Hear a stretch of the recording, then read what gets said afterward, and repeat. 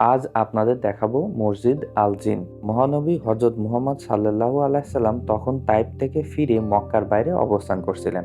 এক রাতে তিনি কুরআন তিলাওয়াত করছিলেন। তখন কিছু জিন কুরআন তিলাওয়াত শুনে মুগ্ধ হয়ে ইসলাম ধর্মে দীক্ষিত হয় এবং ঠিক এই মসজিদেই নামাজ আদায় করেন। তারা পরে নিজেদের সম্প্রদায়ের মধ্যে ইসলাম ধর্ম প্রচার করে। এই ঘটনার কারণে এই মসজিদের নামকরণ করা হয় মসজিদ আল জিন, অর্থাৎ জিনদের মসজিদ। এই ঘটনার উল্লেখ আমাদের পবিত্র কোরআন শরীফের ৭২ নম্বর সূরা সূরা আল জিনে পাওয়া যায়।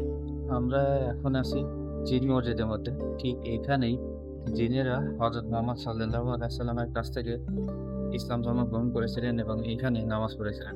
এটি প্রমাণ করে যে আমাদের পবিত্র কোরআন শরীফ শুধুমাত্র মানুষের জন্য নয়, সৃষ্টির সব শ্রেণীর জন্য প্রযোজ্য। মসজিদটি মক্কা হারাম শরীফ থেকে প্রায় ১.৫ কিলোমিটার দূরে অবস্থিত। এটি জান্নাতুল মুআল্লা কবরস্থানের খুবই কাছে। এটি একটি সাধারণ মধ্যাকৃতির মসজিদ, তবে ধর্মীয় কারণে অত্যন্ত সম্মানিত। এটি একটি ওপেন মসজিদ। মুসল্লিরা যখন চান এখানে এসে নামাজ আদায় করতে পারেন।